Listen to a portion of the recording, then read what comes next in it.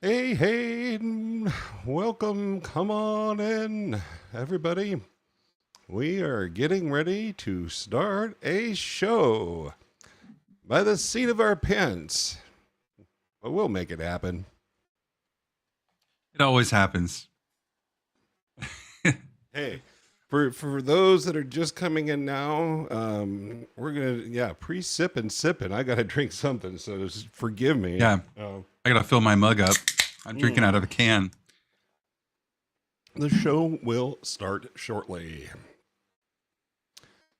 Getting people in. I hope someone can watch the comments. I'm not always good at being able to do that while they're happening. It's See anybody the in there locals comments don't come through, or where do they come through? They don't come through in the live chat on the Rumble page. Yeah. They come through here on the studio page. Yeah, it's weird. Yeah, so we'll get that down one of these days. We might need to have another computer that we're kind of using on the side for monitoring those kinds of things. Or we can build that into our podcast tool eventually. I think is what I had planned. But I see a comment. It's you, I think. Put some Scott thumbs ups in the yeah. I was kind of excited for a second there and it's you. Oh, hey, and there's Mad Bitch.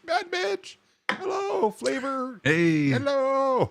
Hey, welcome, from locals. Hi from locals. All right. Yeah. See, we're getting our peeps in here now.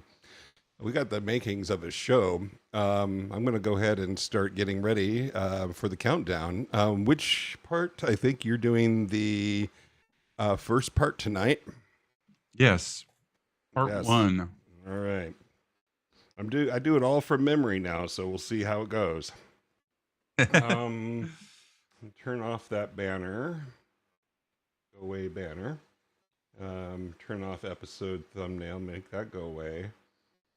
Hit scene complete on the thing here, which starts the next thing. And Steve, you got it at 0. All right.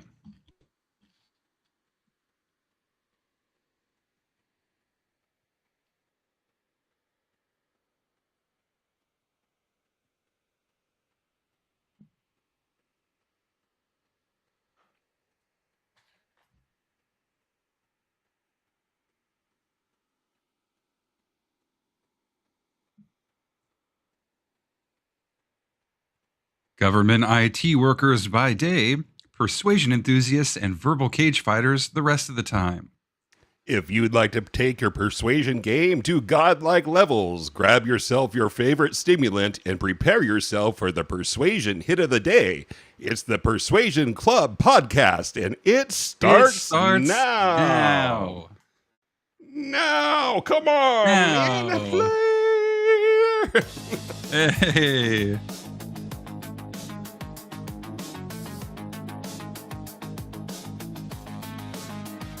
It's us perfecting our persuasion skills, climbing the persuasion pyramid, the stack.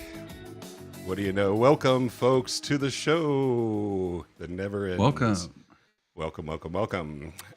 Thank you for joining us. It's episode 29 of Persuasion Club, Sunday, August 9th, 2026. Can you believe it?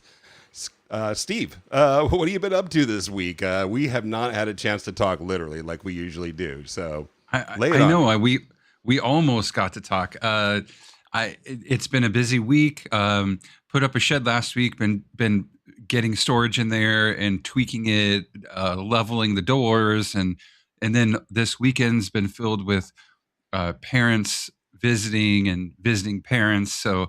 It's been a busy week.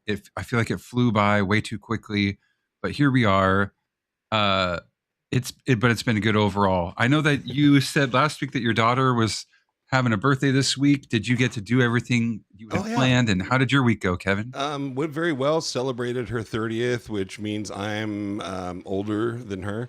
Um, and, yeah, and we also had recently a movie in the park here in Crestwell. That was awesome. I think that was last weekend, but I may have already told you about that. And then this week has been work, which you've been able to kind of stay away from a little while. I'm so Yeah. jealous. Only 2 Yeah. weeks left. Only 2 weeks left, Are and you I'll be back. No way. It hasn't been that long. Yeah, Okay. little baby Georgia is 6 weeks old, Uh-huh. and I took I had 8 weeks off up front, Oh. so I will be back after 2 more weeks. Oh, that went by way too quick. All right. Well, as much as I know that you probably would love just to hang out with your baby girl, I'm very much looking forward to seeing you again on a regular basis. So, Yeah, any it'll be reason nice. for those long commutes up to Salem from Crestwell. Yeah, no, it'll all be right. good to Well, be back, and yeah, looking forward to it. for sure. We need to go ahead and move into the show, which means we got to get down to some business. Are you ready? Let's get down to business. All right.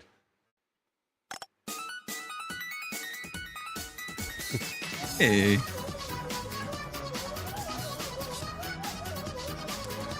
It's Persuasion Club Business brought to you by the Nyan Cat and Nice. actually also International Cat Day, which we just had yesterday. I don't know. For those that celebrate, we there was this. So happy International Cat Day for those that celebrate. We sure did with Persuasion Club. I made a post out there sharing our persuasion submission form. It went out to over 100,000 people that viewed it and liked it and shared it and all kinds of crazy stuff.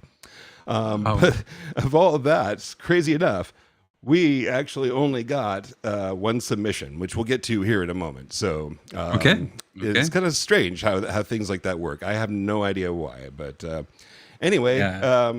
episode wise, I wanted to mention that there is going to be a theme here. You're going to recognize a theme. So we'll just go ahead and get this part out of the way, okay?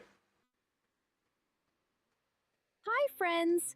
Today's episode of Persuasion Club is brought to you by the letter P. What words start with P? Pizza. Pizza starts with P. And persuasion definitely starts with P. Want to know what else starts with P? Pussy. That's right, kids. Oh my God. And I had Rock cut me off after that. I couldn't finish the video. Yeah, because really tonight's episode of we're getting into the part of Win Bigly that was called the how a trained persuader evaluates scandals, and one of the Trump scandals, if you might remember, is Pussygate. So between that and International Cat Day, it's just kind of like it's kind of pussy theme. I don't think this is the first time I've been able to actually get away with doing a pussy theme episode. So It's not every week. Not every week. right? Yeah. Hey, let's go ahead and first start with the person and the cat that did win tonight. So this is, of course, Bindi. Bindi. This is another cat from Bookish. Bookish submitted this beautiful tortie. You can, she says that the tortitude is absolutely there. We've got a tortie as well. Totally understand, but boy, Bindi apparently found her owners. It's that's kind of the way this one worked. They were chosen. So That's cool. Anyway, congratulations, Bookish, and thank you for sharing Bindi. We love it. I wanted to show people some of the other submissions that we got, kind of. So what wound up happening is that people, instead of actually submitting the form, they just kind of wound up doing it online. So we got this cat. Somebody shared this cat with us in the comments on our post. Nice. So I can't remember the cat's name, and I'm sorry, but I'm going to comment back in after the show and let you know that your cat was featured. Here's another one. Not sure whose kitty cat that is either, but this one was submitted sort of in the comments to us, so I thought I'm obligated to and obliged to share. This one I got a name on. This one is Angel. So Oh, yeah, somebody shared this kitty cat and had to include that kitty. This one is Daisy. So Daisy's kind of, you don't really see much of Daisy in this one. Got one more here, or no, a couple more. I don't have a name on this one. That one was put in the comments. Also, this kitty cat here. We're almost to the end here. This one, and I think this one's name is Jersey, if I'm not mistaken. I might have that wrong, but I think this is Jersey. If I'm wrong, folks, let me know. But anyway, those are some that got unofficially submitted, so I had to share. So, this one was kind of cool too. Check that out. This is catception going on here. what? It's That's crazy. Cats on cats, yeah. Anyway, for sure, we have to at least show people how to submit their persuaders. You do that by just going to persuasion.club/per. Super easy. Boy cats, girl cats, any cat, we will take it. And That's great. yeah, so I think that's enough with the cats for tonight. But the theme will continue, and if you stay all the way through the after show, you will get a special song to end it all. But I'm going to save that one for later. So, one more thing here, actually, two. Please be sure check out Music, ideas, Persuasion. Radio.persuasion.club. Yeah. I've Nice. been spending a lot of time this week working on the station, and I know probably not many people have been checking it out yet, but it's so cool now. It's just about like listening to a regular radio station. There's radio jingles in there. There's promotions. Akira the Dawn stuff plays, and then the attributions will play afterwards that give him credit, and then Scott quotes will play, and then Scott gets credit for his quotes. It's all working wonderfully, and I just hope people will check it out. You won't be disappointed. And lastly, we're just going to ask folks to give us a like, give us a follow on all the platforms: Rumble, YouTube, Spotify, X, Locals, and iTunes. Is that iTunes? I'm trying to remember what all those logos are. So many logos, so many places. Yeah. All right. Are you guys ready to actually get into some good old Scott Adams Win Bigly? Let's do it. Let's do it. All right. So last week, oh, by the way, Win Bigly, get your copy on Amazon, or you can find links to the Amazon book from our site, persuasion.club. So we are in section, or part 3? No. Part 4. We're in part 4, but we're doing episode 5 of that. So it's part 5 of part 4. How confused are you? Okay. Now we're going to go ahead and slip back into this other mode here. And we'll have some graphics here coming up that go with this. But let's see. So we were going to get into this last week, and then we decided to put it on hold because we had quite a bit going on already, and had already covered some other topics, but let's see what happens when we dive into this. So there were several scandals that came up during the run for president for Donald Trump, and he had different ways of actually dealing with those particular scandals. I think the first one was this one. It was his taxes. So let's talk about that. What do you think? Should he first of all, should he have released those taxes or not? I don't think he did. I feel like you shouldn't have anything to hide, but apparently it's not legally required. So I guess it's just something that's more of a norm, which I would say that he's not a normal president.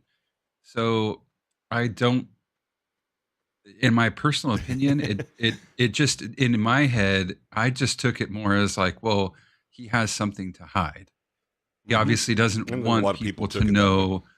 know what is going on, because generally people who are innocent don't have a problem with people seeing what they're doing if they're innocent. But knowing that people can also take innocent actions and spin them to be fodder for, their own fire that they're trying to light against you, I can see why you wouldn't. But so that's the beginning of my take. I'd Yeah. say. Yeah, that's a good one. It's a very good one. I think that a lot of people probably felt exactly the same way. They probably thought, oh, if you have nothing to hide, then go ahead and show them to us. And then there was a flip side that I, of course, hadn't thought about. And one of the things that he claimed is that he was undergoing audit during that time, which meant that things could change. And then the other thing that I wrote down in my notes was that this tax thing was probably what would be considered a Kobayashi Maru. If anybody's familiar with the Star Trek term, the Kobayashi Maru, the unwinnable situation, right? Damned if you do, damned if you don't. There's no way that this is going to go well. So I think that it hurt him not to release him, but then if he did release him, I think that they would have gone ape shit with those things, right? So Yeah, because my assumption is he has some stuff that he'd like to hide. It's not even that people would spin something innocent. I do think that he does have and things to hide. absolutely, So yeah, and because a lot of the public feels that way. Again, I just don't know exactly how a person would spin or get out of that situation. But I guess we could talk about how did he spin that one? well, you talked about him mentioning that he was under audit, which again, like,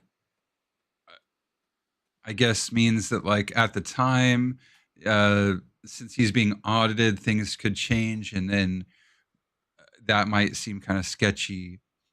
But that seemed to be his biggest excuse, other than he just didn't want to. Yeah.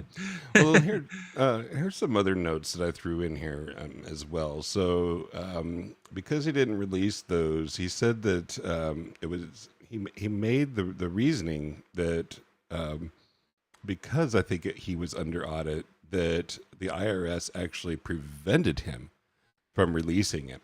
I don't know if that's true or not, because the critics actually argued that returns obviously could reveal his tax rate, his charitable giving, his debts, and his business relationships and stuff. So that would have been something that people would want to know. But Adams basically said that the tax story was largely abstract. It wasn't like one of the biggest things that people were talking about, but it's something that everybody has to deal with. So in one way, people can identify possibly with somebody that actually fudges a little bit on their taxes, just a little bit. Well, Nobody especially should since do that. he owns a ton of businesses. He owns hotels. He owns he licenses his name out, so he gets paid from a lot of people. He's probably made other sorts of deals, investment deals. So all of these things would be something that people could start to track and connect the dots to. And he just wouldn't want that to be public knowledge at all, I would assume. But I guess my question is, like, as a public servant, especially the one at the highest office of public service, and you don't have to answer this. This could be a rhetorical question, but do you think that there should be full transparency of someone who's at the highest office of public service, due to the fact that they can just sign all these orders and just sign papers, and things can happen, and they can put us into a war, and they can do all these things? Do you think that we should have that full transparency so that we do know who is paying this guy? Because I did hear at one point a while ago, like years and years ago, that someone thought it would be funny and also kind of interesting if politicians had to wear patches like NASCAR racers, Right? where you could Who your see who's sponsors are, advertised, like who's sponsoring them, who are they Mhm. getting money from. Yeah. And I feel like your taxes are in a way a small form of that, where you get to Mhm. see where are they getting their money, who's sponsoring them, kind of not 100%, but it at least helps start the picture. So Yeah. Yeah.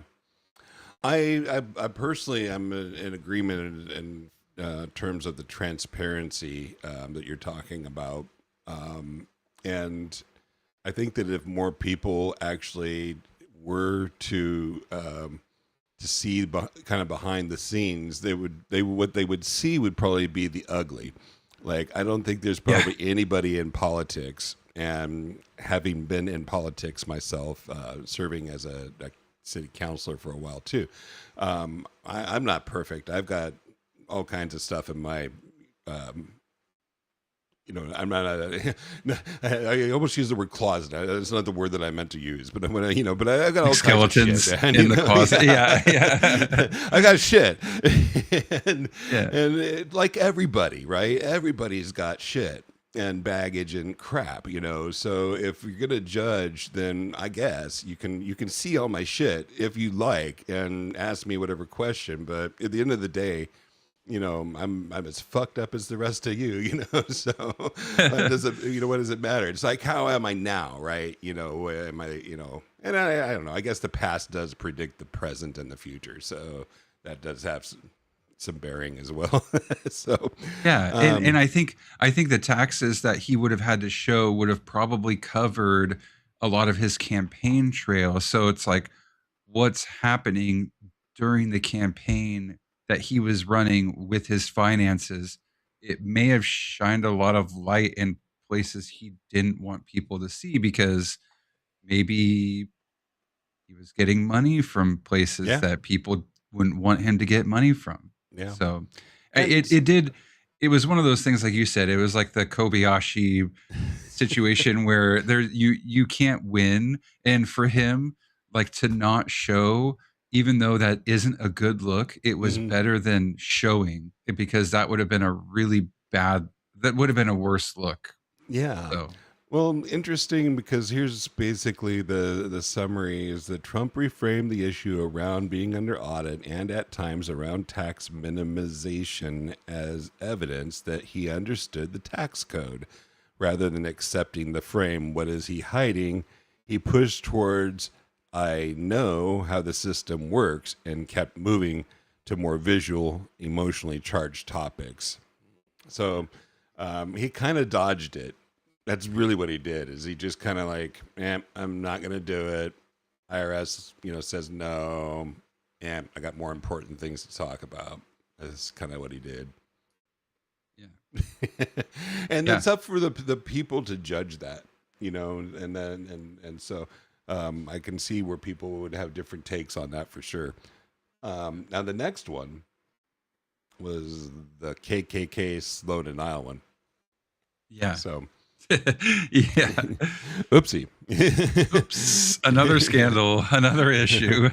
Right. So I'll read it off here is what wound up happening there so folks know. But in early 2016, Trump was pressed repeatedly about support from former Ku Klux Klan leader David Duke and white supremacist groups.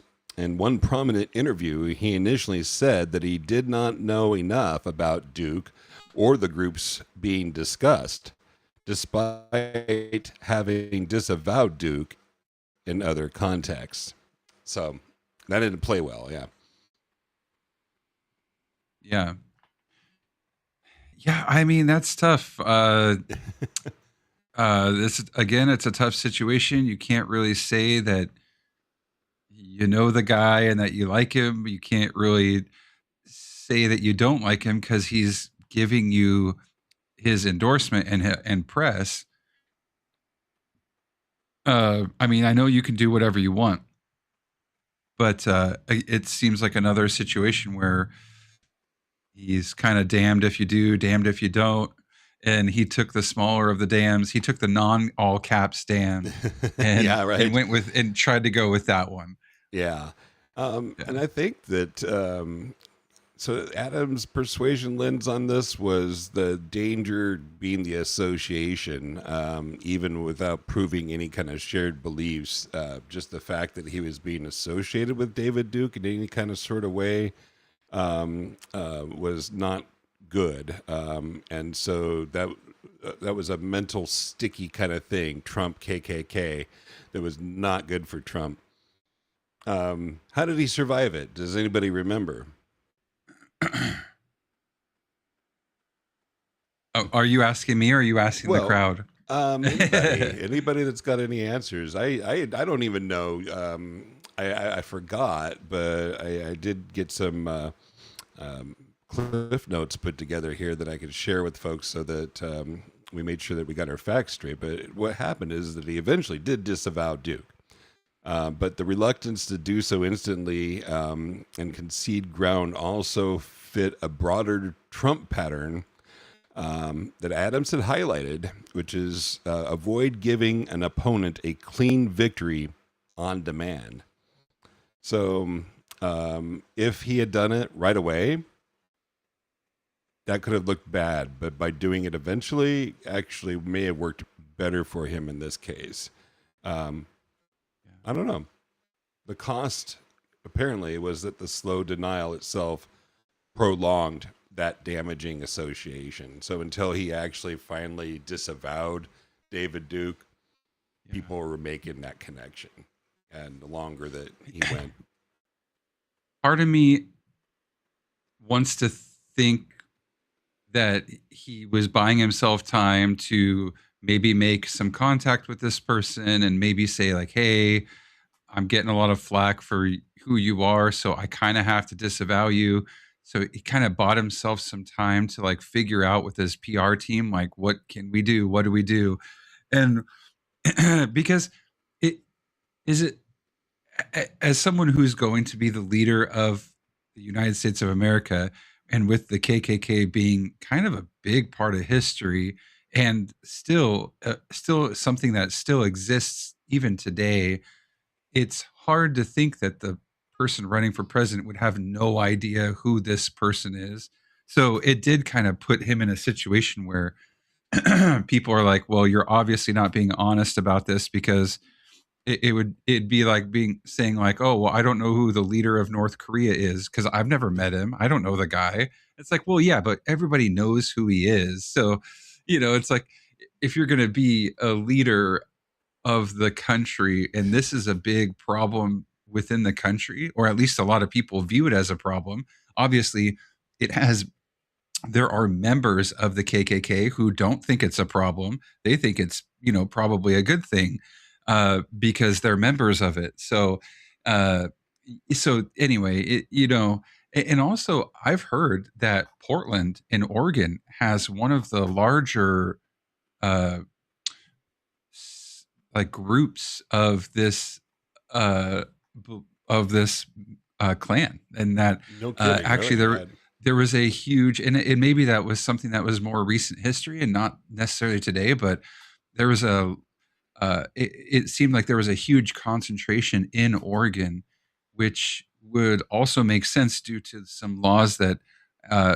existed in Oregon that Yeah. prohibited people of color from like owning property, Yeah. and those laws still might be in existence that and haven't been like necessarily repealed or removed today. So there's all sorts of there's all sorts of dark tunnels you can go down with this Oh yeah, conversation. Oregon has a very racist history. Yes, for sure. So for being a Yeah. very kind of progressive or left leaning state, because of Portland, like Hmm. Portland being such a huge influence on the politics here, Yeah. um, uh, the rest of the state, I in my experience, is very red, but then you get to Portland and it's very, very, very blue. So it's like, Portland is this huge concentration of uh, swinging the vote one way, but they're Mm. only one city in a huge state. So anyway, take that for what it is. But Yeah. there's a Yeah. lot of Absolutely. interesting history. For sure. Yeah, when we get back to work and we get to talking about that, I look forward to picking that subject up again because I could tell you some stories. Yeah, yeah, That I won't go into now. But yeah, right here in our yeah. own lovely town of Okay. Crestwell, there's all kinds of crazy stuff going on, man. I'll tell you. Well, Yeah. we'll go on to then this one here, and I don't really know much about the judge Curiel. Is that the right way to say that? Yeah. Situation. Um, I don't know. You've got. I don't know if you have the notes. If you wanted to read them, you could. Otherwise, I'd be happy to jump in and Yeah. I took a bite of a chip took a right bite of a before I did this. chip. Um, That's what I do to you. so Judge Curiel, the notes say that basically Trump attacked a U.S. district judge, not attorney or journey, a district judge named Gonzalo Curiel, who was overseeing litigation that involved Trump University. And he argued that the Mexican heritage of this judge created a conflict because Trump was advocating a border wall and was, said things Hmm. and was advocating for that might make someone of Mexican heritage feel biased towards him. So he was trying to basically play the bias card against this judge just due to that. And And that that kind didn't of work out very created, well. yeah, that created a bunch of, uh, and I think it was all, I don't have the notes of exactly what he said and how he said it, but it was, I mean, just like most things that Trump does, it was very blunt, very straightforward, and without any sort of remorse or Hmm. sympathy. It was very harsh. He said it very, uh, Yeah. very, harshly. So it comes across It didn't come, even more sensitive. yeah, very, and it's strange because there's a flip side to that that sounds like maybe in one way he played it the way that he did because that ultimately would maybe be a good legal strategy. I don't know why I have that in my notes, but I remember it in the audiobook. And the I think Scott thought that ultimately the whole situation could have wound up being a net positive for Trump. I don't know. Yeah. Yeah. Well, because So, the argument makes his argument made in a way sense because he's saying, I am actively saying we're going to build a wall to stop people from Mexico entering the United States illegally, and at the same time saying, and they're going to pay for the wall. So there was like layers to what he was saying about basically Mexico and people from Mexico. So Yes. having having this judge be, excuse me, basically his heritage is from Mexico. Trump was admitting that, saying that like I'm kind of being harsh against this guy's country that he finds his heritage from. So therefore, this guy cannot be neutral to me. But if you, but I would also, I guess, argue that neither could an American judge, because based on that American's Yeah. beliefs, Yeah. you're fighting for, you're fighting for America in one sense. To a lot of people, that's how they view it. And in the other sense, a lot of people view it as you're fighting against Mexico. So, it's kind of 50-50. Our argument that he had against this judge was basically, it just depends on how you view it. You may or may not agree with him. It's kind of 50-50. So, Yeah. uh, Yeah. I think kinda- it was yeah. dangerous. It was a gamble. yeah. And it paid off for him, didn't it? Did it not? I'm trying to think of how this ended. Yeah. Well, so it says that he survived it by reframing that it wasn't an ethnic issue that should determine judicial fitness, but rather he treated the controversy as a dispute over whether a judge could be biased against a litigant. So that's what I have here. And that changed the argument from a pure moral condemnation to a fight over motive. Yeah. And Fight over was the judge motive? removed? I feel like they did replace the judge on that Mm. case, but I can't remember. Yeah. Yeah. So I guess that the takeaway from that is that a persuader often survives by replacing the opponent's moral frame with a different category of argument. So Okay. take that for what it is. Yeah. Yeah. And yes, again, we're looking at this from the persuader's perspective, not necessarily whether What's they were morally correct. moral or right or wrong or this or that. Right. I mean, I'm sure we all have opinions one way or the other, Mhm. but we're viewing it through a persuasion lens. So And- if you're talking about just through a persuasion lens, he pushed really hard and did his best to persuade the situation to change because he was afraid and or confident, depending on how you look at it, that he needed to or could change the situation. And so yeah, it's again a risk that he took. And I mean, we've seen him take office a second time since this happened, so it obviously paid off to some degree. Yeah, exactly. All right. Then we've got two more. No, we got three more scandals to go, man.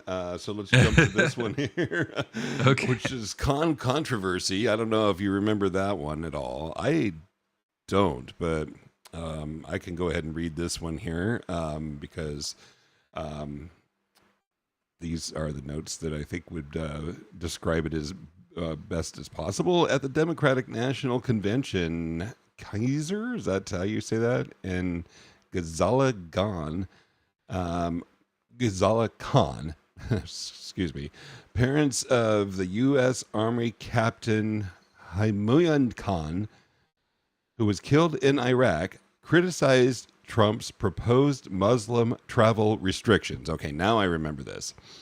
And Trump responded publicly and questioned why Khan had not spoken on stage, which apparently had produced days of backlash. So, yeah, I don't remember it well enough. Does anybody? There's probably a lot of people that are watching that would probably remember that one better. So I don't know if we could speak to that one as well. Yeah, I'm not as familiar with that one. I know it was in the book and covered, but uh, I'm not 100% Mhm. familiar with all of the working details. But I do think again it becomes a controversy because we're talking about a vet who died in a wartime situation, uh, and Trump is criticizing their family's rebuke instead of just saying like, "Hey, I get it. I get why they would be upset, but that doesn't really matter to me." Instead, it's more of like criticizing something like, why weren't you there in Yeah. person? You should have been on stage. Like you don't have the intestinal fortitude to like show your face kind of thing. So yeah, Intestinal fortitude. yeah. I was gonna say balls, but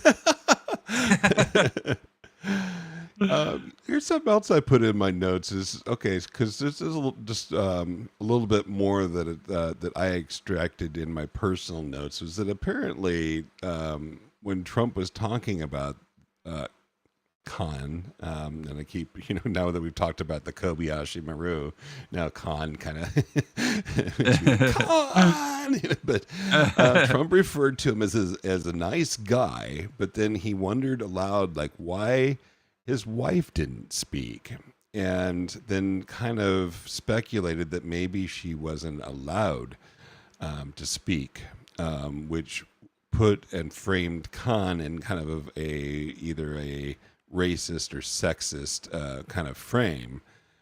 So that's basically what the scandal was, so to speak, is that he basically it made others think that he had essentially unpopular attitudes about gender, about women and stuff. So that's oh, again the Rosie O'Donnell kind of thing. Huh? yeah, yeah, pretty much, yeah. So that wound up, and let's see, the notes say that the way it resolved was that Trump fought back and redirected attention away towards immigration, terrorism, media fairness, and the political use of the convention speech. So apparently the controversy never hurt him. And the response also pulled discussion back towards issues that his campaign actually preferred to compete on. So I guess that didn't hurt at all. so Yeah. so they say. So Well, I mean, he got elected, so it does kind of seem like any controversy he faced, kind of he survived. Yeah, he survived Yeah. and came out technically victorious. So Yeah. Well, and then there's the Miss Universe. That one there, I remember that totally because Trump had made some comments about a former Miss Universe that had basically about her weight. And that wound up being another reason that people thought he was basically saying negative and bad things about women, right? yeah, man, yeah, that's too bad because one thing that I've always we talked about straw man in the past where you attack the person and not the argument. Yeah. And not that this is 100% a straw man issue, but I do agree with that. Generally speaking, attacking someone's physical appearance Yeah. is like never the way to go. Like No. never. Like, Yeah. even if it's something like Unless that. it's Rosie O'Donnell. No, I'm sorry. Well, okay, unless everyone hates them, and then you can attack whatever. Okay. But Sorry. but Sorry, Rosie. no, I mean, some people would argue, and I mean, I'm a heavyweight person. I've never been skinny, and Same. Yeah. I've had a lot of people comment on my weight negatively or making fun of me for that, this or that. So, like, I understand it is something that I technically could control. Like, if I really wanted to diet and work out harder and like really lose weight, I technically could control that. So some people would argue like, oh, you can control your weight, but like I just still, yeah, I just I definitely err on the side of you don't make fun of people's physical appearance. No. There's got to be a better way to attack them if that's what you're going to do, rather than using their physical appearance. So it Yeah, was pretty yeah. bad taste, I guess. I guess so. It says that the way that Trump survived it, his instinct was not to apologize and close the story. He wound up disputing the characterization and attacked the credibility of the example, I guess. Interesting. So I think he wound up basically trying to change the frame of what he said. So instead of actually saying, nah, no, I didn't, that's. I didn't say that, or I didn't mean that, or something like that. I think he wound up doing some kind of a framing thing. Says it kept the controversy alive, but it also turned a one-sided character indictment into a contested story about the individual, the pageant, and the media framing. Yeah, so we could probably get more into that one someday if we wanted to, but I don't think we have time to do that in this episode. So, Yeah, all right. it's too bad. The whole situation, that's a controversy. That's just too bad. Yeah, I agree with that. These kind of things, really shouldn't happen. And I can see where there's folks that would be like, that's not a presidential kind of thing. We, prefer a president that doesn't do those things, but Yeah. but Hey, here we are. Here we are. And we also have Pussygate, man. Here we go. The topic of the night. The topic of the night. Yes. So Pussygate. Told you we are going to be talking pussy tonight, man. Yeah. Started with cats, and now here we are. Yeah, right. So the comment, I believe, it was an Access Hollywood thing. What happened was that on October 7th, 2016, a 2005 Access Hollywood recording became public in which Trump used crude language about women and described behavior that drew widespread condemnation. Republican officials withdrew endorsements or called for him to leave the race. How did that work out? Didn't do that, did he? He did not do that. Yeah. Well, here's Adam's persuasion lens on that. He says this was unusually dangerous because it had nearly every ingredient of a persuasive scandal. Trump's own voice, shocking language, a simple clip, sexual content, and an existing character frame. So this was like, how does he get away with this one? Wasn't that like closer to the end of the election? Yeah, October 7th, 2016. So it was literally a month right away. Before people actually gave votes, Yeah. So that was a big one to come out right about that time. So I guess we can go ahead. I'll go ahead and read off here what happened. What do you think Trump did? If you were to guess, what do you think he would do? Would he apologize for that? I mean, in my head, I don't recall him apologizing. I don't remember that actually happening. I do recall him writing it off, as just like boy talk, locker room talk, as like I think the literal term he used, but he tried to play it off as like, I'm just the boys being, this is the boys being boys, like, and so that's where I'll leave it, because I do understand, like being a boy who's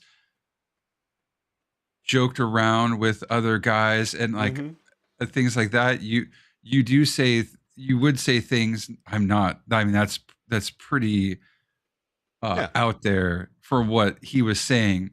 Uh, but like I think to all the men in the world, it was like honestly, it's kind of like, dude, this guy must have played video games online, because if you've ever played video games online with the microphone enabled, you would hear a lot worse than this. And I remember when I first started playing high school football, literally in the locker room, guys would say stuff that was a lot worse than this, but those guys aren't running for president in public office. So, those guys are working at somewhere else, either construction or whatever. Those guys are not running for public office.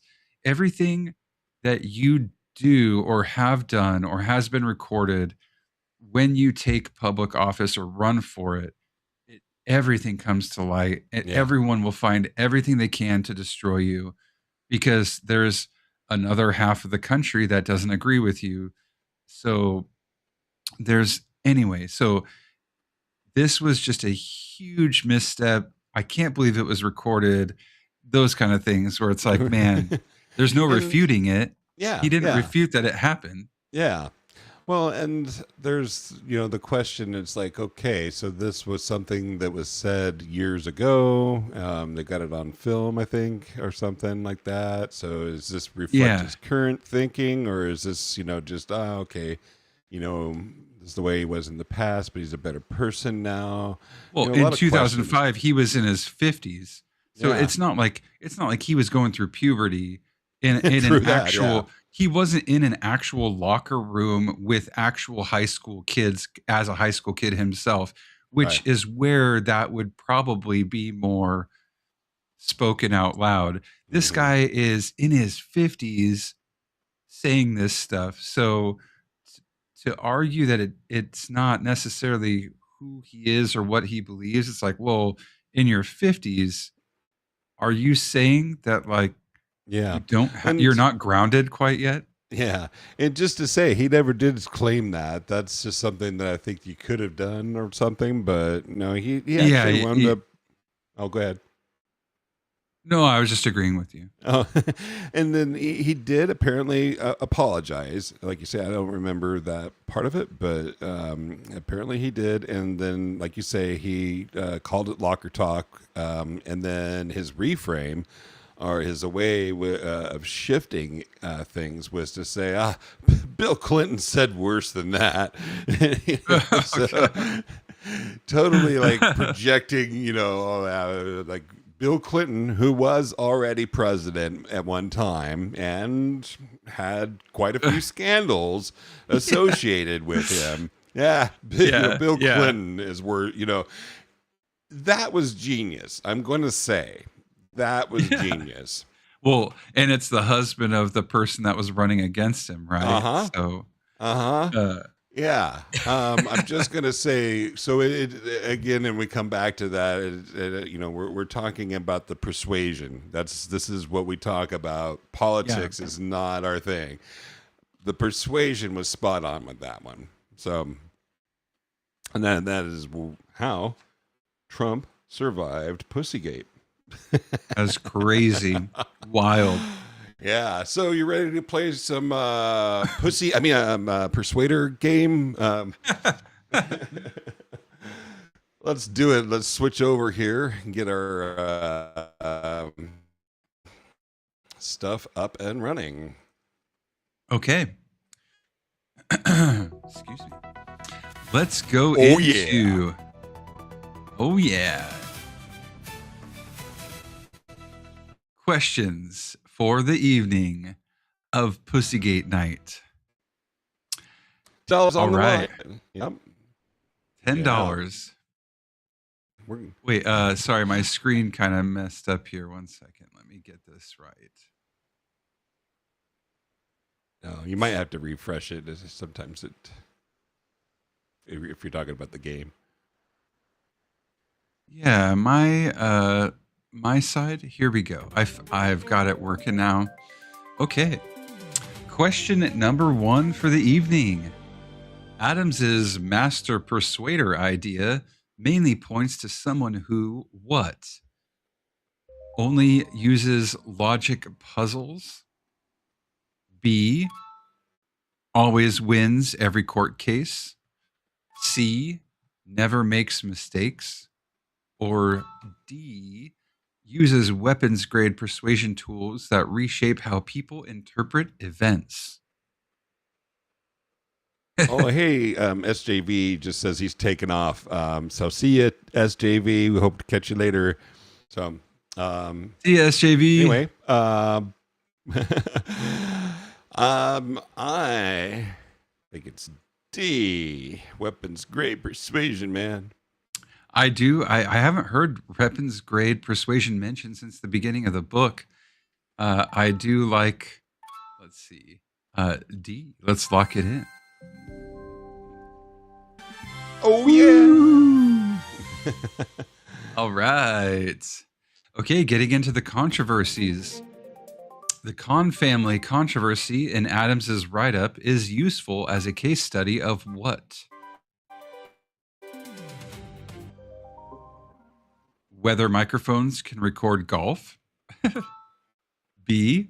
Competing emotional frames. Hero grief versus immigration fear implications. C. A dispute about corporate tax brackets. Or D. Miss Universe branding only.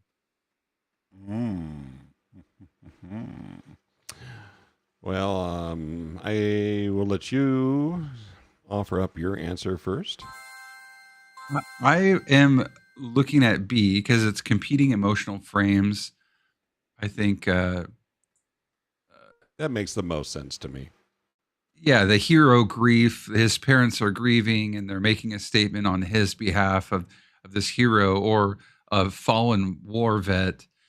And so are you agree with that? Yeah, I totally agree with that. Okay, let's see. And Oh, yeah. not even surprised. Yeah. Green all the way. Okay, question number 3. We're moving through. Emotional persuasion differs from factual/logical argument because A. Logic never uses words. B. It moves decision filters people use before they rationalize. C. Only academics feel emotions. Or D. Emotions are never involved in voting. All right. Emotional persuasion differs from factual logical argument. I'm going to say that B sounds like a really good answer. Yeah. Talking about rationalizing It moves things. Decision filter people use before they rationalize. Yep. Yeah, I would agree. Okay, let's lock it in. Woohoo! That's right, Boom! baby. We've got $3 in our pocket, man. Come on. We're doing so Yeah, good. Last do we week, feel good about this? Do we want to keep our $3 or move on? we should walk away right now. No, I'm kidding. Okay. Yeah. No, We've no, got no. things Let's- to do, man. Let's go to the next question. I was going to say last week we got to question number 9 and we failed on 10. So I'm being Oh, reserved man. this evening. Yeah, that's Being the reserved. first time where we were confident. We thought we had it, man. Yeah. Yeah, we got overconfident. Okay, question number 4. Adams notes Clinton's basket of deplorables as a major persuasion error, mainly because A, it broadcast contempt that targets could feel personally. B, it praised Trump's tax returns. C, Mhm. it was whispered only once in private. Or D, it was about Miss Universe. So not only does A feel totally right, but B, C, and D feel totally wrong. So that makes it easy to me. Yeah. So the basket of deplorables was a persuasion error mainly because it broadcast contempt that targets could feel personally. Yeah. Yep. Okay. Let's lock it in. It did not help. Yeah. And there we go. Oh, yeah. And $4. Boom goes the dynamite.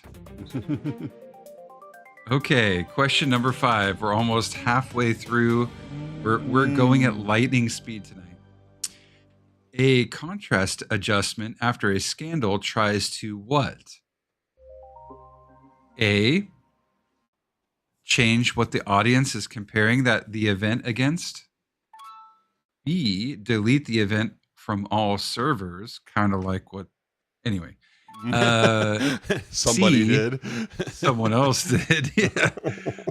They should have said private servers. Mhm. C, ban all future interviews. Or D, prove the event never happened using Latin. What the hell kind of answers that? That's crazy. Who uses Latin? Yeah. Okay. Contrast adjustment is, the word change is right there in the answer, A.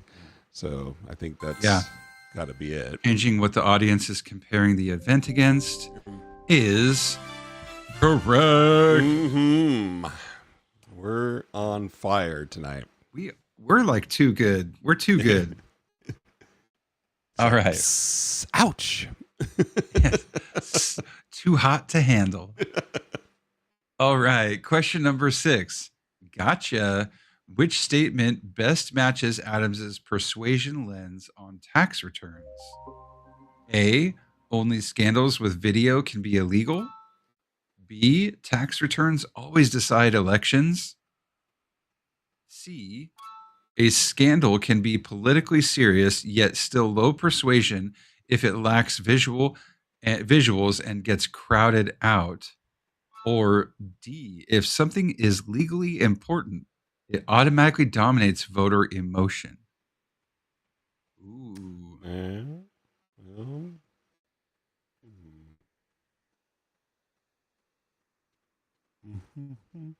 Well, they say that it wasn't a dominating issue in the election, so I don't think it was D.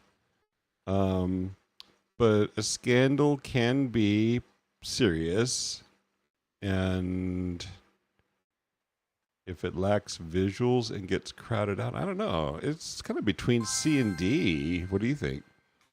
Yeah, I am in the C bucket because I think it got crowded out. I think it was a serious thing, but there was so much else going on. Yeah. And because at that point we all realized that this is just not going to happen. There's no way to make it happen. Yeah. They tried and they just couldn't. So it's like, just move on. Yeah. Before you know it, there's other things that are just totally dominating. You're right. I think that makes sense. Yeah. Okay. Let's lock it in. Lock it in, and we win. Yeah. All right. That was right. Okay, question number 7. Labels influence perception primarily by what?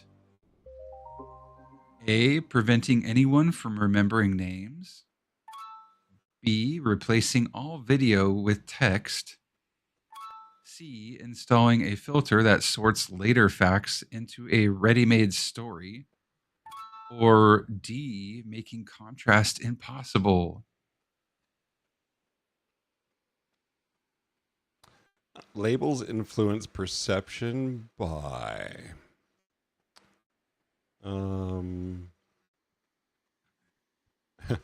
I don't think it's D, right? Because contrast, that's what a label does, is it gives you contrast, right?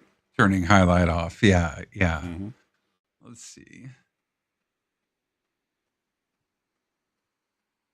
I think C is a very possible choice. It installs a filter that sorts later facts into a ready-made story.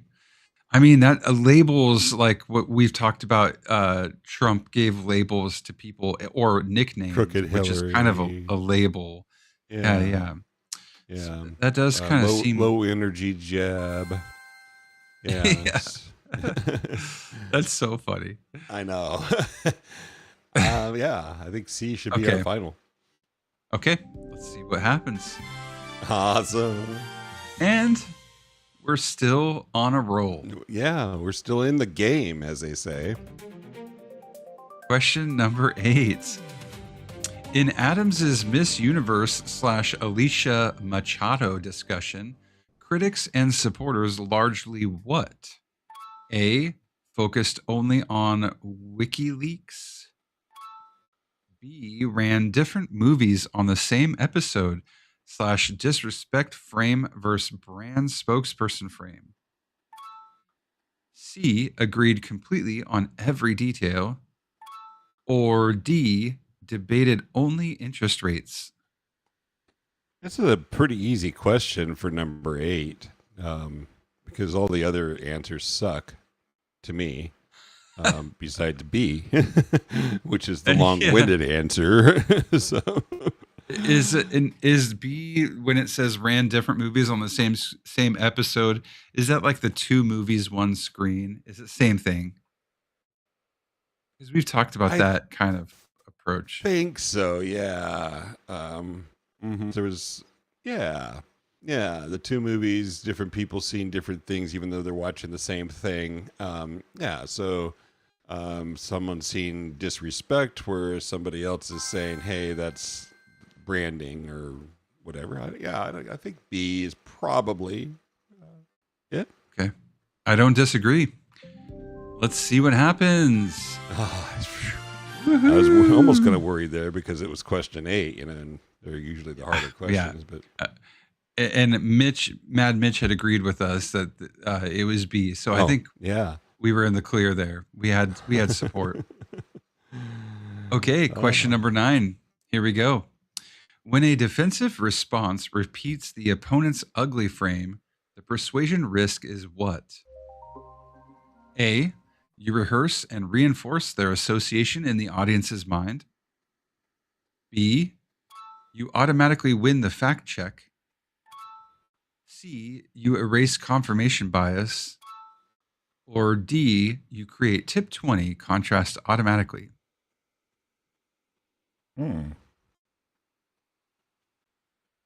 Persuasion tip 20. Yeah, we've actually forgot to mention persuasion tip 20. We'll have to come back and do that real quick. After I know. I feel like I think by the end of this part 4, he got through like tip 30. Was it? Yeah. He went pretty hard at the particular end. section. I think there is only persuasion tip 20. I might be wrong on that. Okay. Anyway, to this one, I don't think it's D. I don't think that's the answer. B, I don't think it's that. C, I don't think it's that. I think it's A, which means that we don't need a lifeline if you agree with me. Yeah. I agree with you. Mad Mitch agrees with you. Let's go with A and save all of our lifelines for the final question. Okay. All right. Yeah. Yeah. Okay. We're kicking ass tonight, man. We're making up for last week. Well, we this kicked is where ass we last failed. week too. Yeah. Yeah, we kicked ass up until that question, and then we failed. Now we are kicking ass, and we're also on the final question. So for those of you that are listening tonight, be prepared. Go to vote.persuasion.club, the website, the website, and be prepared to help us vote, because I think we could use your help. Okay. Oh, question. Man, it's a question about persuasion tip 20 that we didn't talk about. Oh man, and we didn't even talk about it. Okay. Excellent persuader. Best application of tip 20 to scandal defense. Uh-oh. A, assume reason alone will clear a visual scandal. B, never use any comparison of any kind. Oh, I'm lagging. C, only cite footnotes without a frame. Or D, pair your preferred interpretation with a vivid worse / better contrast the audience can feel, not only a pile of detached facts. Whoa. Once again, the long-winded answer jumps out, but we could use those lifelines. Yeah, let's see. Let's see if anybody wants to help vote tonight. I feel like voting is always fun. I find myself watching live streams, and they'll put up polls, and I like to vote in those. So I do But like we've to also see. got the 50-50, man. Do we want to, Should we remove 50-50 and then ask the audience? or we could do it the other way around? Either way. Let's ask the audience and then 50-50. I like that. Okay, let's I do like it. that. Okay. I'm going to get a poll ready, and you can see, if you're a visual video watcher, you can see that on the screen. There's a website called vote.persuasion.club.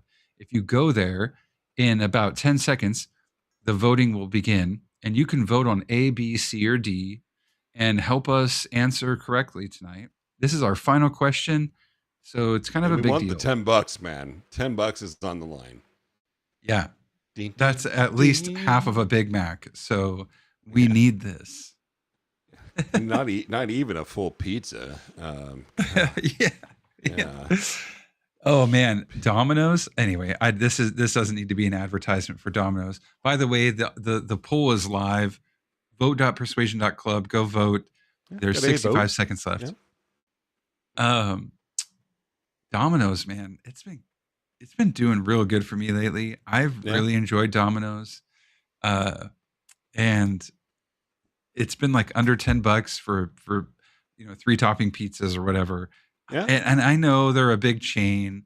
Some people don't support big chains, although I think everybody at least goes to Taco Bell once in their life.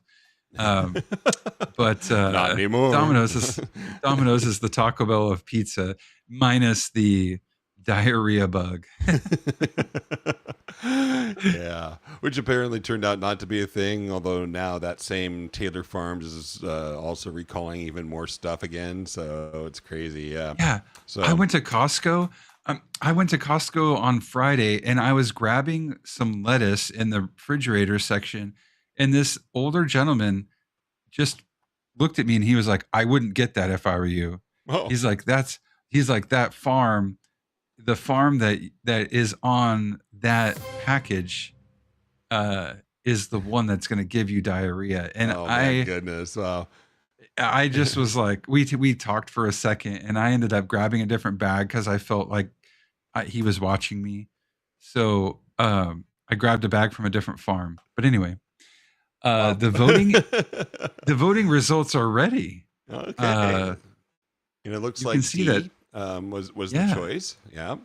D was the So, choice. So do we now do we can use the 50-50? 50-50 just to kind of for fun. Yeah. Okay, I'm gonna click it. Here we go. Yeah. Okay. So D's in the choices there. So let's do D it. is Let's left take our over. $10. Let's do it. Let's lock it in. Thank you for voting and helping us. Let's see if it's green.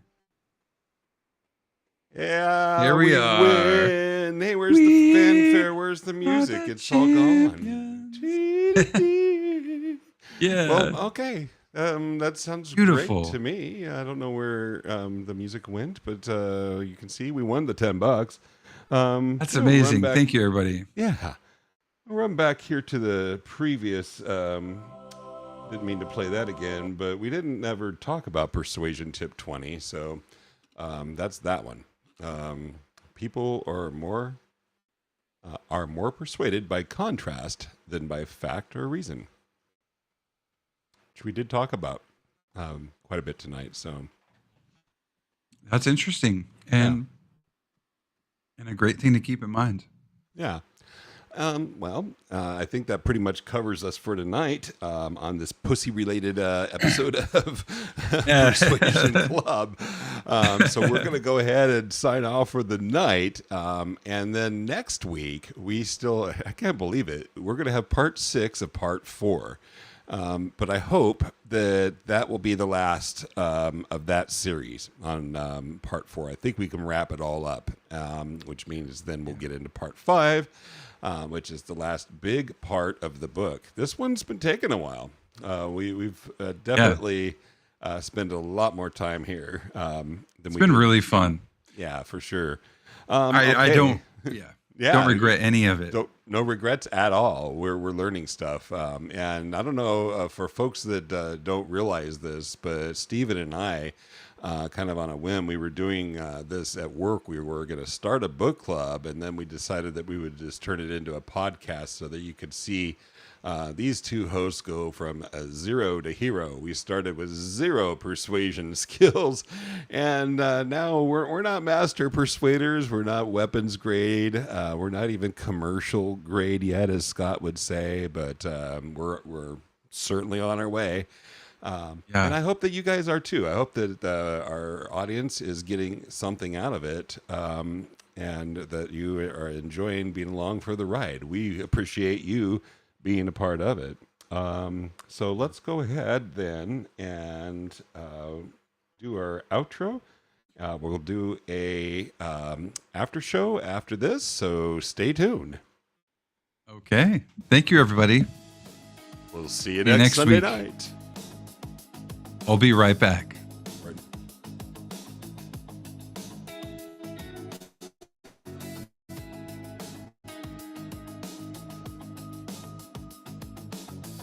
Oh, and that just faded that out. I'll have to play it again. What happens if you hit a button that you didn't mean to push?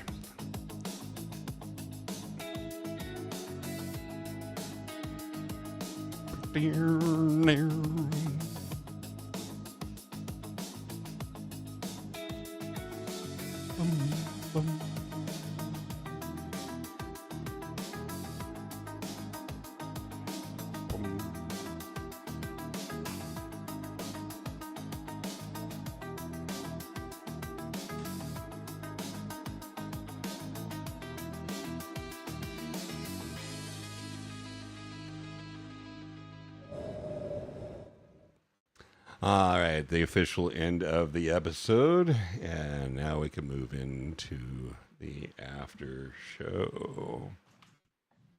All right.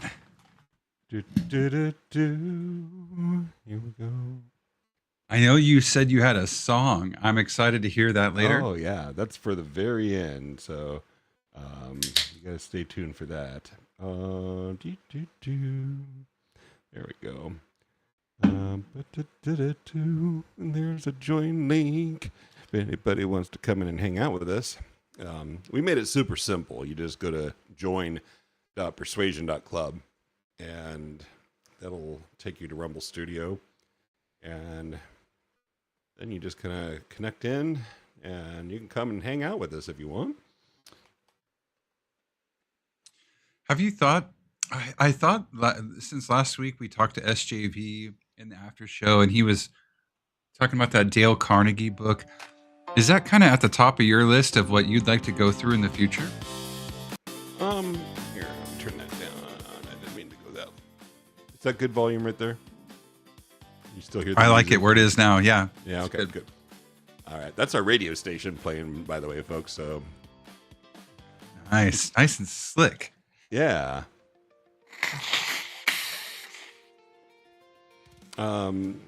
Let me answer your question in just a second. I need a cold drink here.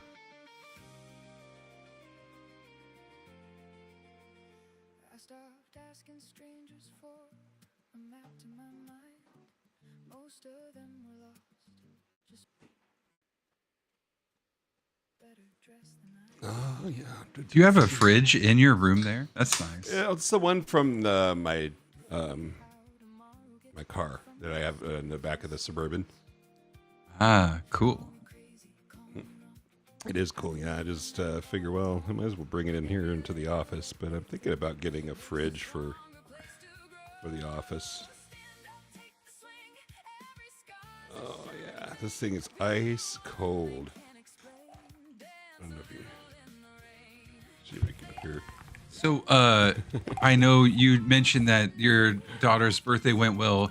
Did you get to Red Robin, or did you end up going somewhere else? Well, we wound up going there, and then we wound up ordering food just up front and then coming back home. So, yeah, my daughter Okay. actually wasn't feeling very well, and so we just thought maybe it'd be better to come back home. So, then I think we watched a movie or something like that, and so. But it all Mad worked Mitch, out. at the top of the screen, it's scrolling by. It says Oh, join.persuasion.club. Let me play it again. There you go. That should work.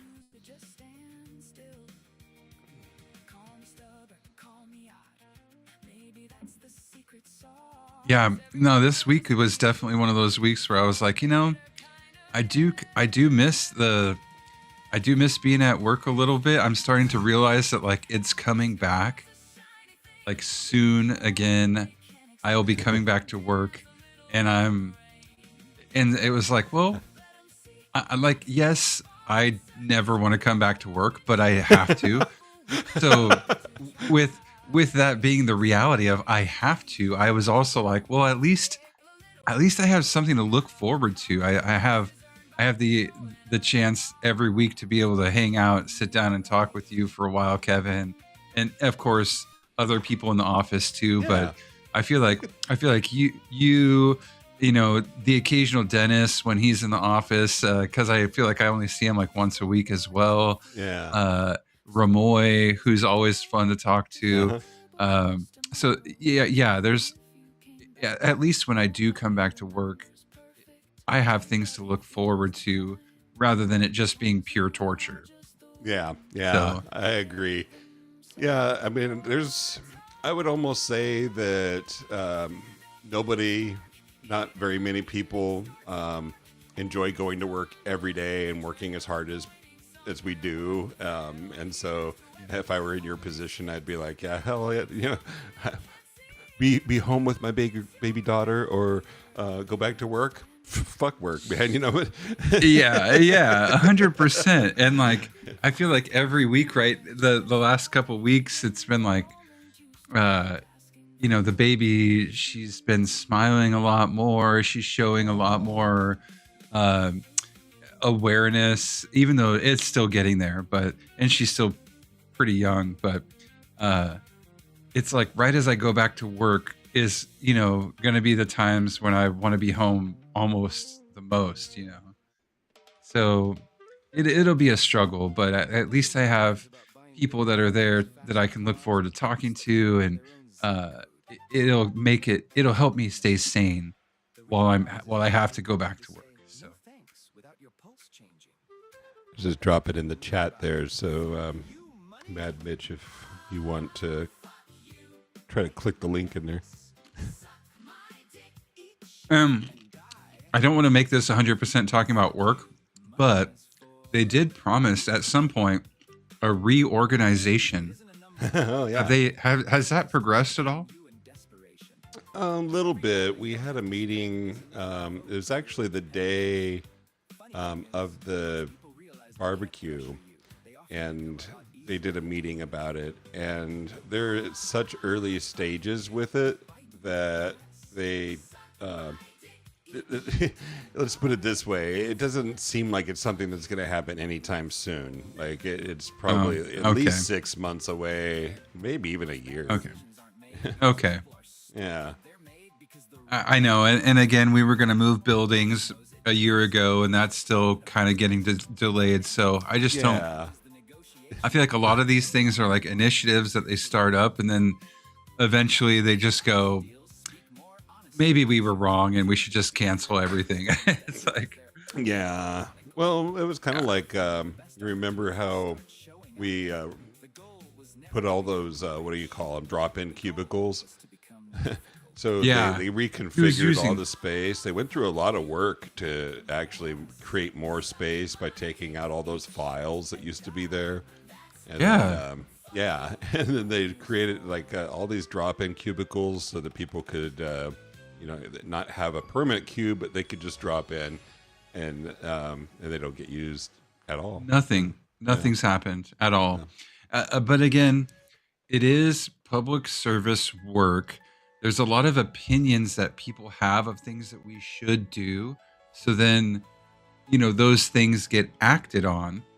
But the fact that opinion versus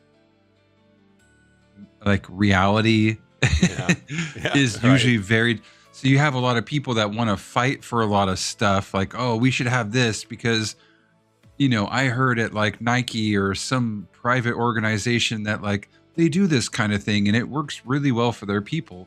But then they do it, and then it turns out that like nobody gives a fuck and they don't care at all. Yeah. And so it's almost like, well, could we not have used our resources to do something more effective? But if that's the loudest argument, or the squeaky wheel gets the grease, right? So if that was the biggest thing that required the most attention, it's like, sure. But then you see that like, okay, but then no one cares at all, and it's not being utilized in any way. Yeah. So good thing we put all these All people that on energy. it, and Yeah. we moved everyone to a different seat and went to all this trouble, and then it's pretty much a waste of time. Yeah. I don't know. Hey, I see Mad Mitch Mad Mitch, where? Oh, joined. Let me add to the stage. It's Mad Mitch. Hey, welcome. Hey, Mitch. I don't think your microphone is on. We see It looks you, muted. but we can't hear you. Oh, there we go. That's better. Gotta click. Yeah. There you go. Here now. So the first time I went on the link, it wanted me to start my own stream, and that was very weird. And Oh, no, that's And not so I supposed to happen at finally all. Yeah. figured out, oh no, close this and try it again. And Sorry about that. Yeah. what did the IT guy say? Have you shut it off and restarted? Yeah, restart your computer. Did you reboot? Yeah.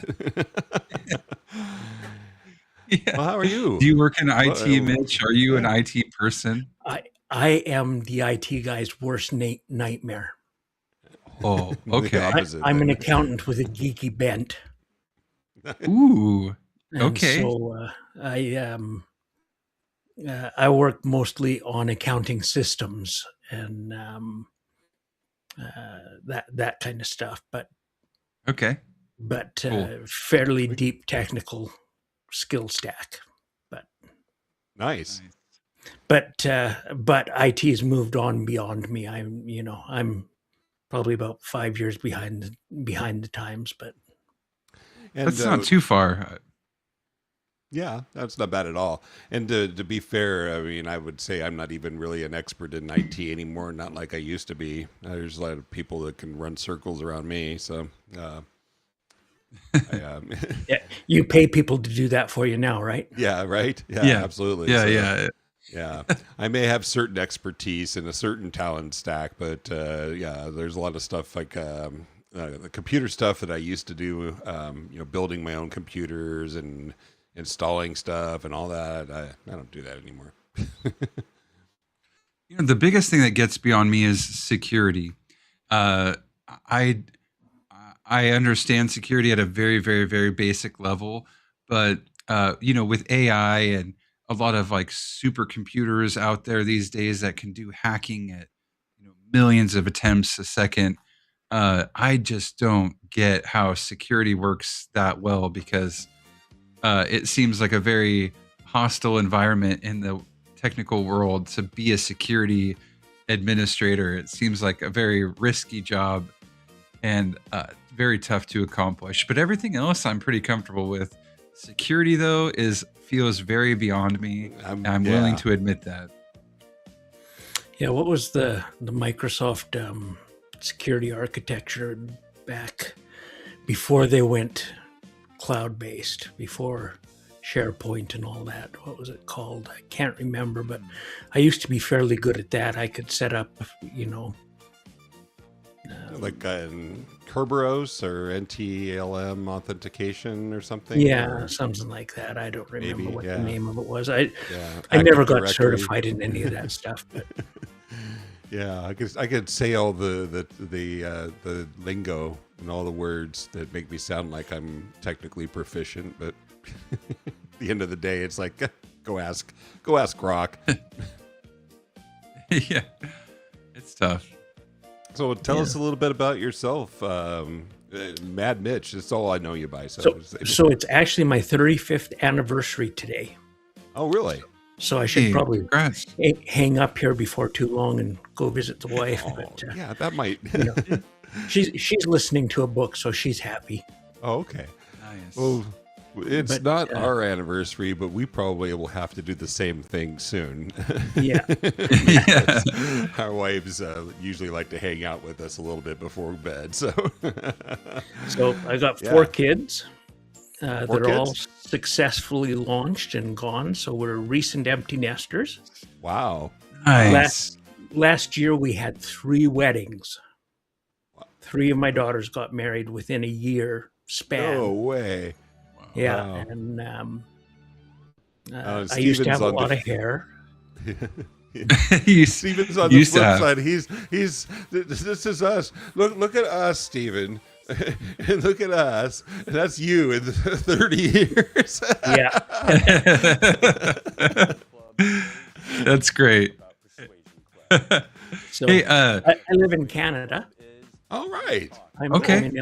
in Alberta, Canada. Nice. Where are you guys at? Oregon. In Oregon, both of us, yeah. Different parts, but yeah.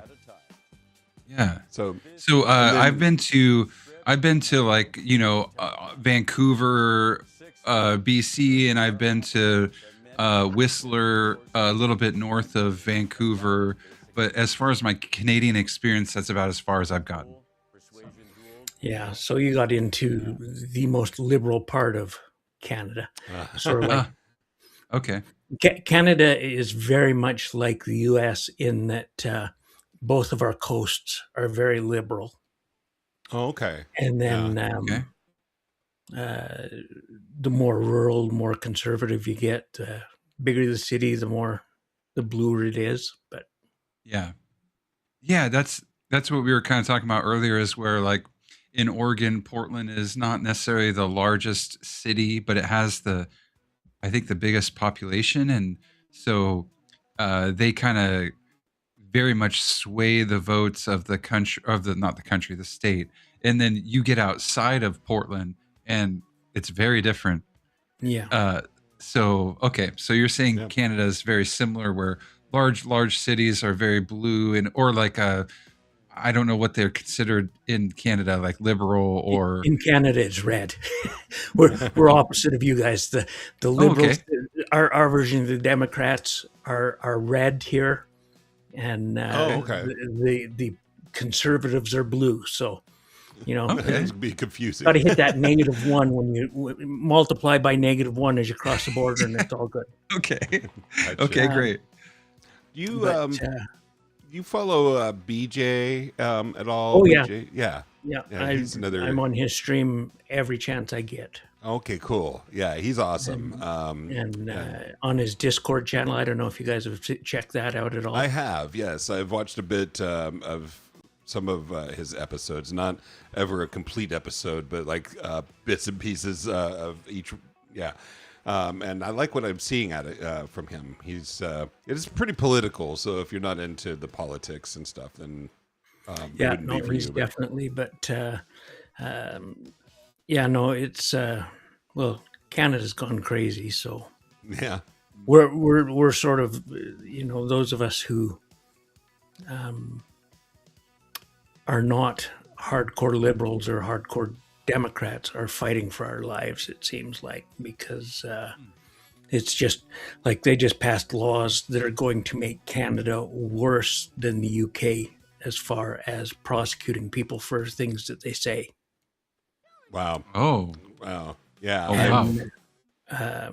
Yeah, and so they haven't started it yet, but the infrastructure is in place for them to go after us. That's pretty scary, because from what I It- understand, it is. those UK It's laws. a terrifying place for Yeah. for my kids. I mean, I keep saying I need some First and Second Amendment rights, but Yeah, Especially the second. Yeah. I mean, first. Yeah, first. Okay, both. Yeah, you're right. Both First are and good, second. you, Yeah. you have Yeah. to have the second to keep the first. I honestly Yeah. believe Yeah. Yeah. that, You know- that without the second, the first is going to fall apart. Yeah. But I'm terrified of guns. I don't know why. I'm not a gun person by any stretch, but I own some because I believe, in my Second Amendment right. So, yeah. And I'm It's not good to that have terrified. fear. I mean, I just don't like them. It's good to have respect for Yeah. them. Like when my son was, we live in a rural community, and when my son was little and you'd go, he'd start going to friends' houses, you're always worried about them running into people with guns not stored properly or, Yeah. And so I took him out in the field had the shotgun with me and a piece of plywood and set the plywood up about five yards away. But before I did, I tapped him on the head with it and said, "Which is harder? Which is stronger, this or you?" He said, "Well, that is." Stepped back a bit and then let the shotgun fly through it. And I said, "That's what guns do, so you don't play with them." Yeah. And Nice. taught him respect teaching. right from the beginning. Then as he grew, made sure he knew how to use them, but with that healthy respect. I thought that was very important. That's a I little agree. visual persuasion for you right there. Yeah. For sure. I did have a question for you, Mitch. In the States, like historically, traditionally, the female's family, the women's family usually pays for the wedding. Is it the same way in Canada? Did you have to pay for 3 weddings in a year? Yep. Oh, Oh my! but you're an goodness. accountant, so you were able to work with the numbers. But I'm sure Yeah, that was draining. I just fudged him. Yeah. Cook the books a little bit. No, but But- because of our religion, we don't drink at all. So there was no alcohol at any of the receptions. So that Save keeps the big cost bucks right down there. quite a bit. Save some money. Yeah. So That's so it. it wasn't That's as funny. bad Yeah. as and because of the small town we live in, we have some good local venues. There wasn't any crazy. My one daughter, she had a Halloween reception, so we really just threw a big Halloween party. Oh, cool.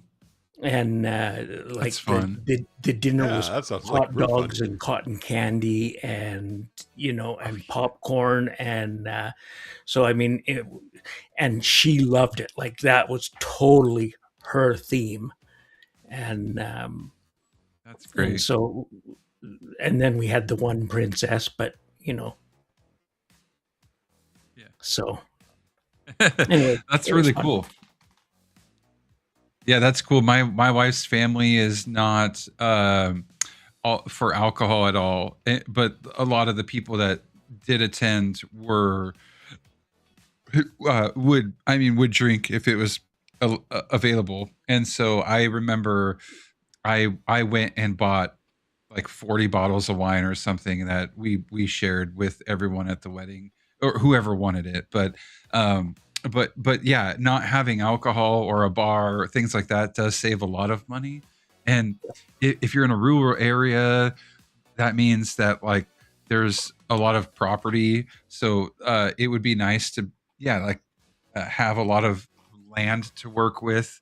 That's sounds really great, honestly. Yeah, A no, dry. it was good. It was a wedding. lot of work. The cost wasn't the worst part of it, actually. So, Oh, the people I were. believe it. Yeah. so no, the amount of work that it was Oh, actually okay. what's really got me hung up now is my basement where my pool table is still stuffed full of boxes. My wife did a good job and cleaned it out so I can play pool, but Oh. but but we've still got so many wedding decorations. So oh man. yeah, trying to talk her into giving them up, but she keeps lending them out to people, and then they give them back. Dang it! I just wish they'd keep them. So donate them. Yeah. Yeah, I think the something. next But time we yeah, land I don't know. The only stipulation is it can't come back. Or you could store them and save them for the grandchildren when they get married. I don't know. Yeah, no, I think we're going to That'll be a downsize lot. houses Bad here idea. soon, and Yeah. there won't be any space. Yeah. Yeah. That's great though. So So you just had a baby? Yeah, go ahead, Steven. I did. Yeah, I have a 6-week-old daughter. So first kid as well. So my wife and I first were each other's first marriage, and this is our first kid. So it on her side, on her family side, it's the first granddaughter for the grandparents, and on my family side, it's the third granddaughter. But the other two have grown up and kind of done their own thing, so they kind of. So this is really fresh for everybody. So it's been exciting. So It's a been recipe great. for a spoiled baby. Yeah.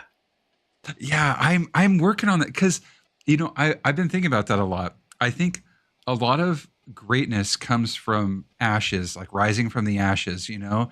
So when kids have too much and they're spoiled too much, there's they don't have to. Anyway, I'm struggling with this because yes, she's going to be spoiled as anything. I feel like everyone's obsessed with her in the family, so everyone's really excited to be giving her gifts and spending time with her. But at the same time, it's like, but how does she stay humble? That's what I'm hoping to instill, because I want her to be creative. I want her to be smart and thoughtful.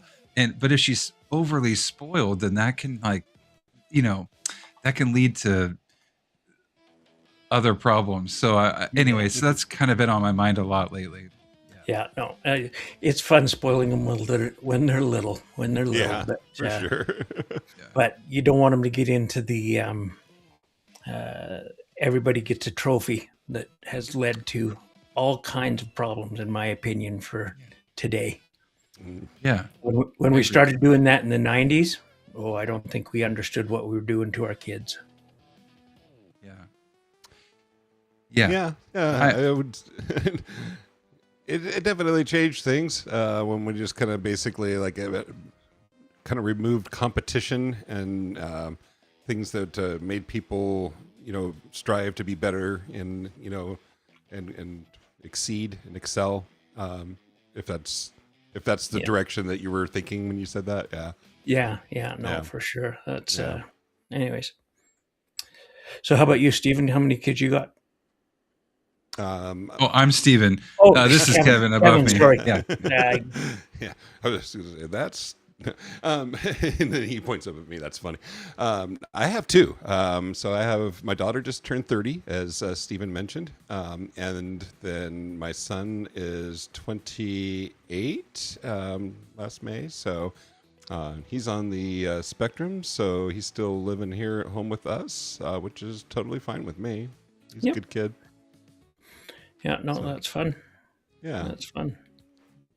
So what's your 30-year-old daughter doing? Well, she actually works for the city here of Cresswell in Oregon, and she's the front desk receptionist. So she gets to take all kinds of crap from the public. Gets abused. A lot of my background is in municipal government. Oh, is it really? So yeah, I was actually the CFO for a couple of different municipalities. Oh, wow. And well, we probably have a so I lot used in common. to supervise those people at the front reception desks, and I know the kind of crap that they get, especially around tax time. And Yep. Yeah. every time a utility bill goes out, and somebody thinks they're Yep.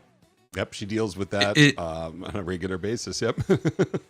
In Canada, is tax time still mid-April? For municipal property taxes, it's always June 30th in Alberta, where I'm at. I'm not sure about other provinces, but it's legislated that June 30th is tax day. Okay. And so property taxes are due then. Okay.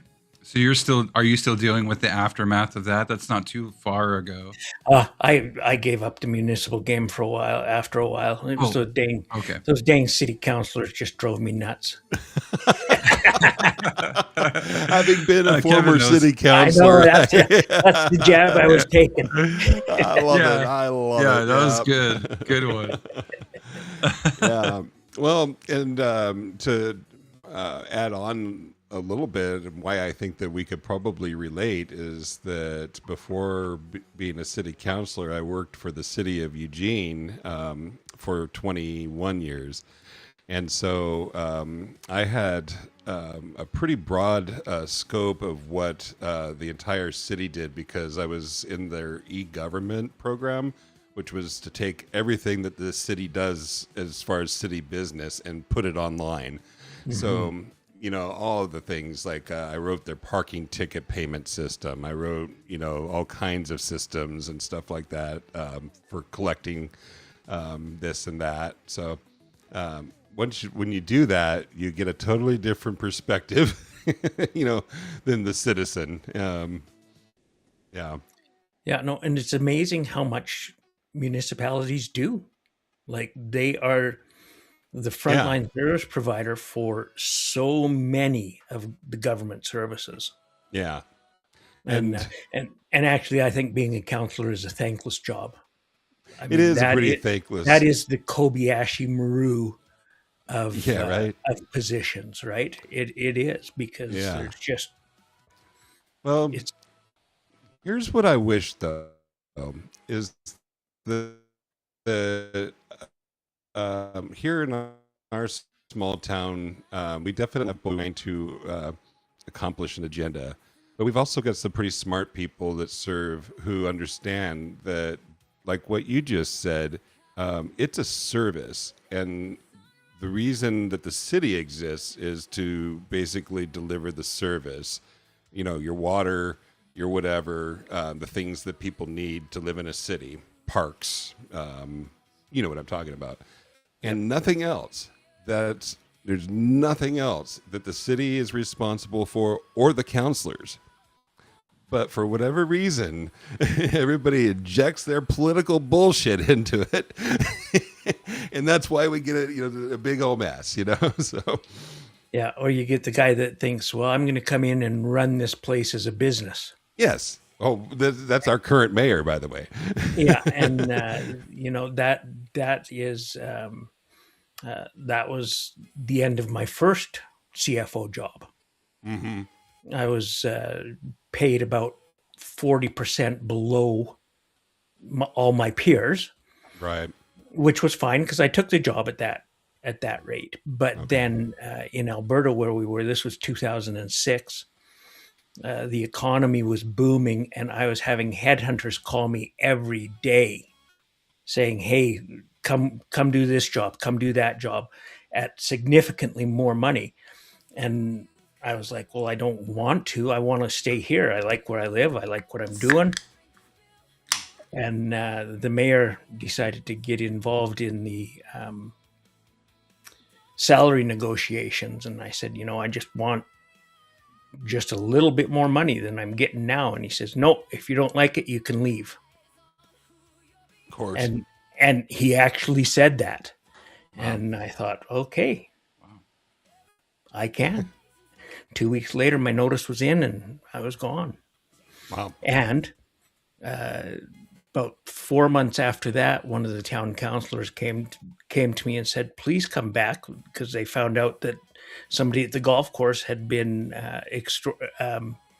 stealing money, and it hadn't been caught because their new guy was unqualified, because that's what they would pay for. Yeah. And so instead of the pittance that they would have paid me, they lost like 50 grand. Yeah. And I absolutely, we're going to get along. I'm going to tell you, because it's like people don't understand. Here, our city manager, we just actually got a new city manager, and a lot of the counselors and the mayor were like, they didn't want to pay or pony up what the going rate was for a city manager. And it's like, but they don't understand that the city manager literally doesn't work 8 to 5. They're pretty much like on call in this small town, and actually even in a big town. They work like 60, 80-hour work weeks. So you look at that figure, and then you change that, and figure out what the hourly rate is. It's way less. And the breadth of the skills that they have to have. Yeah. Yes. Like, you don't. You're running a utility. You're running all kinds of different things, like golf courses. You're running recreation facilities. You're Airports. running Yeah. a water plant. You're running a Yes. sewer plant. Uh-huh. You're doing street maintenance. You're all of those things. You have to have some skills in. Yeah. And you don't find those kinds of people. There aren't a lot of them. And so It's true. you can't Yeah. pay for them. But That's know. definitely a particular talent stack, I would say. And having seen some of the recent recruitments in our area, different cities have actually been trying to get, for some reason, like a bunch of city managers have moved on. And so, and it's hard because, it's hard to find that very particular skill set. yeah, for sure. Well, it's been nice talking to you guys. I've got to run. Yeah, we do too. Hear So my- that's a I can perfect. hear my wife stirring, so I like you guys, but she's important. Yeah. Happy Hey, anniversary. Happy anniversary, Mitch. Yeah. That's really cool. That's really cool. Thanks for hanging out with us for a All while. right, well, That thank- is really cool. Thanks for having me. We'll see you again sometime. All right, Okay. take it easy. Take care. All right. See Bye ya. now. All right, Kevin. Have a great night. You're gonna play that song? You want me to play that song? Well, you mentioned there was a song to play on our exit. Yeah, there is so, one more yeah. song. So I'm going to go ahead and let me go ahead and turn off the radio music. I'll here. head out, but I will keep listening. Okay, I'm going to head out too. So we'll turn off our cameras and or go offline. And yeah, you can check it out. And good night, everybody. Okay. See you later. Take care. See you next week.